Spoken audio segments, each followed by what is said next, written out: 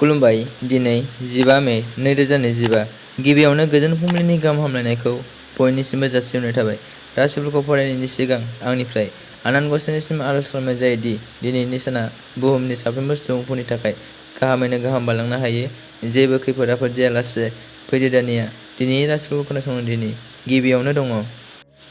मेष राशि। जेखि जेंनायावनो गोग्लैया मानो गोसोखौ हमथाना थायोब्ला जेंनानिफ्राय बारग'गोन। मेष राशिनि खाफाल गोनां अनजिमाया 1। बृष राशि। मानिबा रागा जोंदोंब्ला गोसोखौ हमथानांगौ, जेंनायाव गोग्लैनो हागौ। बृष राशिनि खाफाल गोनां अनजिमाया 3। मिथुन राशि। सोरजोंबा लोगो हमनो गोनां दङब्ला हमनो हागोन, साननाया जाफुंगोन।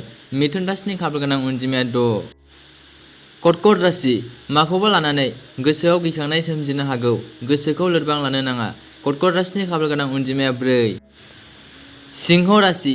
मानिबा थाखाय जिंगा सिनांनो हागौ, गोसोखौ हमथानाया गाहाम। सिंह राशिनि खाफाल गोनां अनजिमाया 5। कन्या राशि। बादायलायनायफोराव देरहासार जालांनो हागोन, गोजोननायखौ मोनगोन। कन्या राशिनि खाफाल गोनां अनजिमाया 2। तुला राशि। माबाफोर मुवा बेसाद मोननायनि आसा दङ, गोजोननाय मोनगोन, मोजां सम। तुला राशिनि खाफाल गोनां अनजिमाया 7। वृश्चिक राशि। नखरनि जेंनाफोरखौ लानानै जिंगा सिनांगोन, गोजोननाय गैयै समखौ हगारनांगोन। वृश्चिक राशिनि खाफाल गोनां अनजिमाया 4। धनु राशि। माबाफोर खामानि मावनानै मुलाम्फा मोननो हागोन, गोजोननाय मोनगोन। धनु राशिनि खाफाल गोनां अनजिमाया 3। मकर राशि। बायदिसिना जेंनाफोरखौ लानानै जिंगा सिनांनो हागौ, गोसोखौ सान्थि मोननाय नङा। मकर राशिनि खाफाल गोनां अनजिमाया 8। कुम्भ राशि। जेखियानो बादाया देरहासार जानो हागोन, बादायगिरिनि थाखाय गाहाम सान।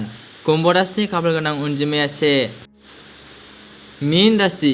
माबाफोर मुवा बेसाद खहा जानो हागौ, गोसोखौ सान्थि गैयै मोनगोन। मीन राशिनि खाफाल गोनां अनजिमाया 9। दिनैनि राशि फरायनाया एसेनोसै। गोजोन्थों।